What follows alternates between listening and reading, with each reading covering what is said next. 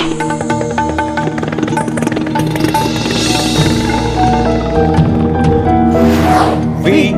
the people of India, having solemnly resolved to constitute India into a sovereign, socialist, secular, democratic republic, and to secure to all its citizens.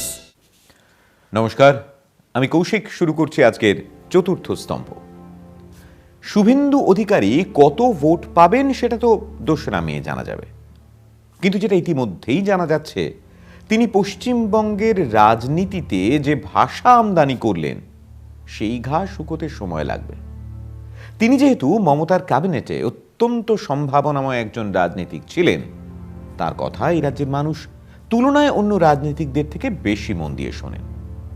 তিনি যখন নন্দীগ্রামে বক্তৃতায় মমতার উদ্দেশ্যে বলেন বেগম, নন্দীগ্রামের সংখ্যালঘু মানুষদের পাকিস্তান বলে উল্লেখ করেন, তাতে শুভেন্দুবাবুর ভোট যদি কয়েকটা বাড়েও, কিন্তু তিনি যে রাজনৈতিক সংস্কৃতির চর্চা করা শুরু করেছেন, তাতে আখেরে বাংলার ক্ষতি হবে। ক্ষতি হবে কারণ তিনি মুসলিমদের নিয়ে যা বলতে চাইছেন বা ইঙ্গিতে বলছেন, সেটা ঘৃণা মিশ্রিত এবং মিথ্যা। মমতার বিরুদ্ধে মুসলিম তোষণের অভিযোগ হিন্দুত্ববাদীদের কারখানায় তৈরি একটা গুজব, একটা মিথ্যা খবর। যদি সত্যিই মুসলিম তোষণ হতো, আমাদের রাজ্যে মুসলিমরা এত পিছিয়ে থাকতেন না। যদি আপনি তথ্যের দিকে চোখ ফেরান, তাহলে দেখবেন যে এই অভিযোগ কতটা অসার। দরিদ্র ইমামদের সামান্য কিছু ভাতা দেওয়ার বিষয়টি মমতা বিরোধীরা মন্ত্রের মতো জপে চলেছেন, কিন্তু বিষয়টাকে আপনি বাস্তবের সঙ্গে মিলিয়ে দেখলে ছবিটা সম্পূর্ণ বদলে যায়।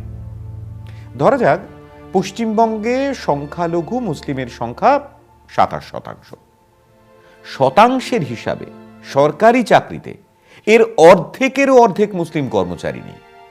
এই রাজ্যে ডাক্তার, ইঞ্জিনিয়ার, বিজ্ঞানী, বড় ব্যবসায়ী, সাংবাদিক, ব্যারিস্টার, বিচারপতি, পুলিশ, আইএএস, আইপিএস, রাজনৈতিক নেতা, মন্ত্রী, সর্বত্র এক ছবি। 4-5% বেশি মুসলিম আপনি কোথাও খুঁজে পাবেন না। বাস্তবে সংখ্যাটা তার চেয়েও কম। অথচ দিন রাত প্রচার চলছে মমতা বন্দ্যোপাধ্যায় মুসলিম তোষণ করছেন। গত প্রায় 20 বছরে এই রাজ্য থেকে যতজন ছাত্রছাত্রী মাধ্যমিক বা উচ্চ মাধ্যমিক পাশ করেছেন, তাদের মধ্যে কি 27% মুসলিম? না, সংখ্যাটা অনেক কম। গত 30 বছরে যত ছাত্রছাত্রী এই রাজ্য থেকে ডক্টরেট করেছেন, তাদের মধ্যে কি 27% মুসলিম ছাত্রছাত্রী আছেন? না, নেই। সংখ্যাটা 2-3% বেশি হবে না। যত ছাত্রছাত্রী মাধ্যমিক উচ্চ মাধ্যমিক পরীক্ষায় স্ট্যান্ড করেছে, তাদের মধ্যে মুসলিম ছাত্রছাত্রীদের আতশ কাচ দিয়ে খুঁজতে হয়। মুসলিমদের উপরেই অন্যায় এবং বঞ্চনা দীর্ঘ বছর ধরে চলছে। আর সেই ভয়াবহ তথ্য উঠে এসেছিল 2005 সালের সাচার কমিটির রিপোর্টে।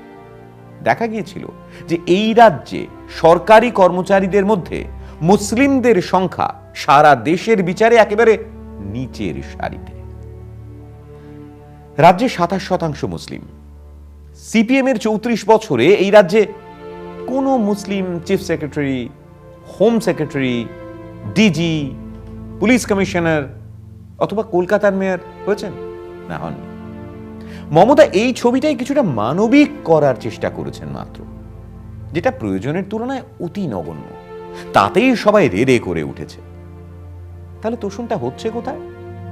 দীর্ঘ প্রচারে বড় অংশ মানুষের মধ্যে হিন্দুত্ববাদীরা আরো একটা মিথ্যা ধারণা অনেকটাই গেঁথে দিতে সফল হয়েছে যে জনসংখ্যা নিয়ন্ত্রণ না করে করে মুসলিমরা একদিন সংখ্যা গুরু হয়ে উঠবে এই দেশে, বদলে যাবে ভারসাম্য এবং বিন্যাস।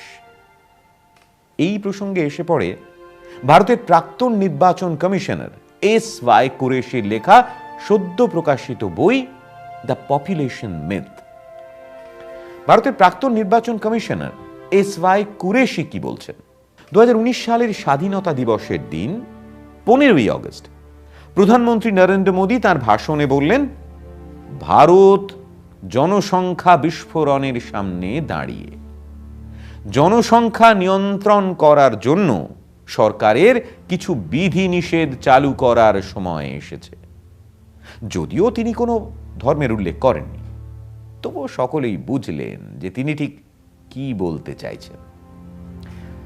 आज तक टेलीविजन हेडलाइन हलो, मोदी के भाषण में जनसंख्या नियंत्रण पर जोर, संजय गांधी के तरीके पर उठे सवाल। প্রাক্তন অর্থমন্ত্রী পি চিদাম্বরম স্বাগত জানালেন নরেন্দ্র মোদীর এই বক্তব্যকে, যার ভিত্তিতে ইকোনমিক টাইমসে হেডলাইনে বলা হলো, Chidambaram Hales PM Modi's announcement on population control.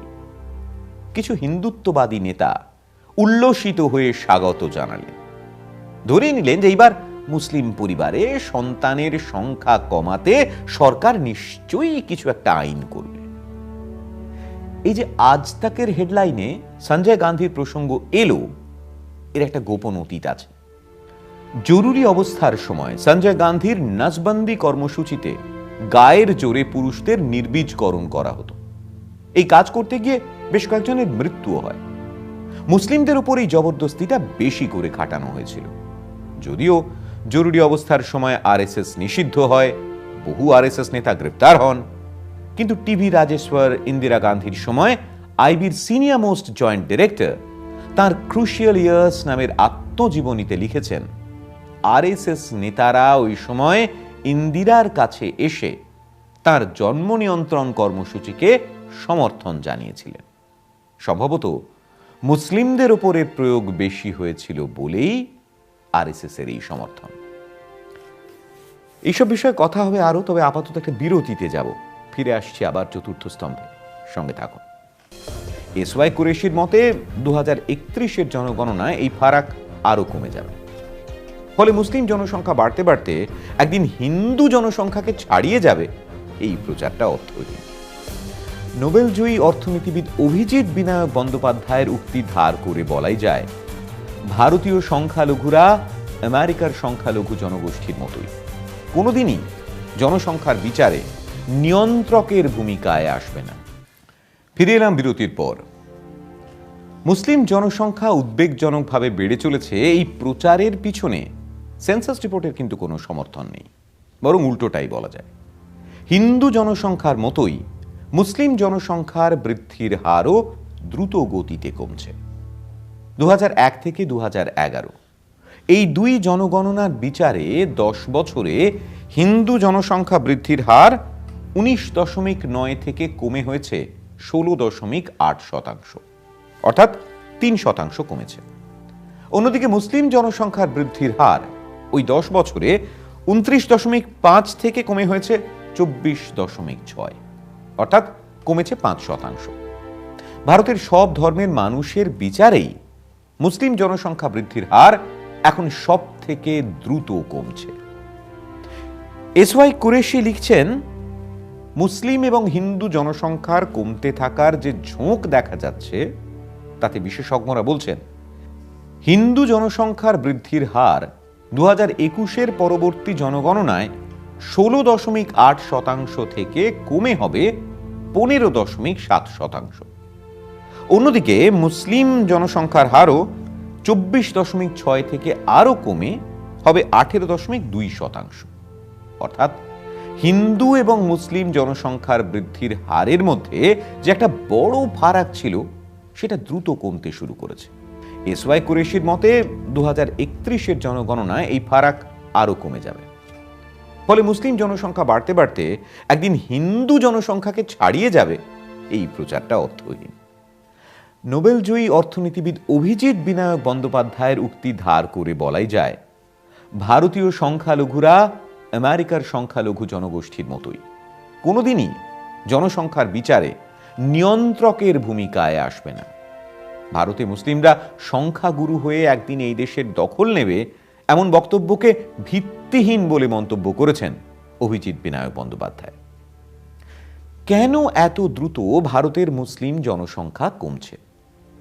SY কুরেশির মতে এর প্রধান কারণ ভারতে মুসলিম মধ্যবিত্ত শ্রেণীর জন্ম, আর দ্বিতীয় কারণ মুসলিমদের মধ্যে ফার্টিলিটি কমে যাওয়া। 1992 থেকে 2016 24 বছরের সংগৃহীত তথ্য নিয়ে গবেষণার পর গবেষকরা বলছেন, বিগত 25 বছরের তুলনায় নতুন প্রজন্মের মুসলিম পরিবারগুলি পরিবার পরিকল্পনায় যথেষ্ট ভালো কাজ করেছে এবং সেটা হিন্দু পরিবারের থেকেও দ্রুত গতিতে বাড়ছে বলে তথ্য দিয়ে দেখিয়েছেন এসওয়াই কুরেশি। কিন্তু তা সত্ত্বেও মুসলিম জনসংখ্যা বাড়তে বাড়তে দেশটা মুসলিম প্রধান দেশ হয়ে যাবে, এই ভ্রান্ত ধারণা বড় অংশের হিন্দুর মধ্যে এখনো বদ্ধমূল। কারণ হিন্দুত্ববাদীরা এই প্রচার প্রতিনিয়ত করেও থাকে সুকৌশলে। ধর্মনিরপেক্ষ দলগুলি এই নিয়ে খোলাখুলি মানুষের সঙ্গে কথা সচরাচর বলে না, তাতে মিথ্যা প্রচারের জোর বাড়ে। জোর যে বাড়ে তা বোঝা যায়, হিন্দুদের বড় অংশ বিশ্বাস করে বিজেপি বাদে বাকি সব দল মুসলিম তোষণের রাজনীতি করে। এটাও তথ্য হিসেবে একটা বিরাট মিথ্যে। যদি তোষণ করা হতো তাহলে মুসলিমরা সব ক্ষেত্রে এতটা পিছিয়ে থাকতো না। জনসংখ্যার শতাংশের বিচারে মুসলিমদের যতটুকু প্রাপ্য তা তারা অতীতেও কখনো পায়নি, এখনো পায় না। 50-এর দশকে দেশে মুসলিম জনসংখ্যা যেখানে ছিল 10%, দেশে তখন মুসলিম আইপিএস এর সংখ্যা ছিল 5%-এর নিচে। 2011 সেন্সাস অনুসারে দেশে মুসলিম জনসংখ্যা যখন বেড়ে 14%, তখন 2016 সালের হিসেব বলছে দেশে মুসলিম আইপিএস এর সংখ্যা কমে দাঁড়িয়েছে 3%-এর নিচে। বিভিন্ন রাজ্য সরকারের পুলিশের চাকরিতে পরীক্ষা দিয়ে যে অফিসারেরা পদোন্নতির জেরে আইপিএস এর মর্যাদা পান, সেখানেও দেখা যাচ্ছে এমন আইপিএসদের মাত্র 7% মুসলিম ছিল 2006 সালে, আর 2016 সালে সংখ্যাটা কমে হয়েছে 3.8%। এই আলোচনাতেই থাকবো, তবে একটা বিরতির পর ফিরে এসে সঙ্গে থাকুন। মহাভারতে কুরুক্ষেত্রের যুদ্ধের আগে গোপনে কুন্তি গিয়েছিলেন কর্ণের কাছে, বলেছিলেন, বৎস, তুমি আমার গর্ভে জন্মগ্রহণ করিয়াছ, তুমি পাণ্ডবদের জ্যেষ্ঠ ভ্রাতা, তুমি যুধিষ্ঠিরদের পক্ষ লও। কর্ণ উত্তর দিয়েছিলেন, আমি সংগ্রামকালে দুর্যোধনকে পরিত্যাগ করিতে পারিব না। সংগ্রামকালে কুরুরাজকে পরিত্যাগ করিলে সকলেই আমাকে নৃশংস এবং কৃতঘ্ন বলিবে। আর শুভেন্দু অধিকারী ঠিক এই কাজটি করেছে। ফিরে এলাম বিরতির পর। এখন জনসংখ্যার বিচারে মুসলিমরা ভারতের মোট জনসংখ্যার 14%। 1953 সালে ভারতীয় সেনায় মুসলিম অফিসারের সংখ্যা ছিল 2%। 1999 সালের তথ্য, কর্নেল বা তার উপরের পদে মুসলিম অফিসারের সংখ্যা 1%। তবে সামরিক বাহিনীর অফিসারের নিচের পদে সামরিক বাহিনীতে 2000 সালের হিসেব বলছে মুসলিম 2.5%, নেভিতে 3.2 এবং এয়ারফোর্সে 2.1%। মুসলিম আইএএস 2006 সালে ছিল 3%, 2016 সালে 3.3%, যা জনসংখ্যার বিচারে খুবই নগণ্য। প্রশাসনে যেমন মুসলিমদের উপস্থিতি কমছে, তেমনি কমছে রাজনীতিতেও। প্রতিটি নির্বাচনেই দেখা যাচ্ছে মুসলিম সাংসদের সংখ্যা কমে চলেছে। 1980 থেকে 2014 এই সময় নির্বাচিত মুসলিম সাংসদের সংখ্যা কমে অর্ধেক হয়ে গেছে। 1980 সাল, তখন ভারতের জনসংখ্যার 11.4% ছিল মুসলিম, মোট সাংসদ 542, মুসলিম সাংসদ 49, অর্থাৎ 9%। 2014 সাল, মুসলিম জনসংখ্যা 14.2%, মোট সাংসদ 543, মুসলিম সাংসদ 23, অর্থাৎ প্রায় 4%। 2019-এ মুসলিম সাংসদ বেড়ে হয়েছে 27 জন, তবে সেটাও জনসংখ্যার বিচারে খুবই কম। বেসরকারি চাকরি, সরকারি চাকরি, রাষ্ট্রায়ত্ত সংস্থা, এইসব জায়গাতেও মুসলিমদের খুঁজতে হয় দূরবীন দিয়ে। অন্যান্য ক্ষেত্রেও ছবিটা এরকমই বা আরো করুন, অথচ দেশের শাসক দল একটা সম্পূর্ণ উল্টো ছবি তুলে ধরে মানুষকে বুঝিয়ে যাচ্ছে। এবং মানতেই হবে, দেশের একটা বড় অংশের মানুষ সেটা বিশ্বাসও করছে। অনেক মানুষকে অনেক দিনের জন্য বোকা বানিয়ে যাওয়ার দক্ষতা যা তাদের আছে, সেটা নিয়ে অবশ্য কোনো সন্দেহ নেই। শুরু করেছিলাম আজ শুভেন্দু অধিকারীর কথা দিয়ে, তো সেই প্রসঙ্গে ফেরা যাক। মহাভারতে কুরুক্ষেত্রের যুদ্ধের আগে গোপনে কুন্তি গিয়েছিলেন কর্ণের কাছে, বলেছিলেন, বৎস, তুমি আমার গর্ভে জন্মগ্রহণ করিয়াছ, তুমি পাণ্ডবদের জ্যেষ্ঠ ভ্রাতা, তুমি যুধিষ্ঠিরদের পক্ষ লও। কর্ণ উত্তর দিয়েছিলেন, আমি সংগ্রামকালে দুর্যোধনকে পরিত্যাগ করিতে পারিব না। সংগ্রামকালে কুরুরাজকে পরিত্যাগ করিলে সকলেই আমাকে নৃশংস এবং কৃতঘ্ন বলিবে। আর শুভেন্দু অধিকারী ঠিক এই কাজটি করেছেন। সংগ্রামকালে মমতাকে পরিত্যাগ করেছেন। এটা ভারতীয় সংস্কৃতি নয়। আর সেই কারণেই সম্ভবত মমতা প্রতিটি সভায় শুভেন্দু অধিকারীকে কৃতঘ্ন এবং গদ্দার বলে সম্বোধন করছেন। আজকের মতো এই পর্যন্তই। দেখছেন কলকাতা টিভি, রাত দিন 7 দিন।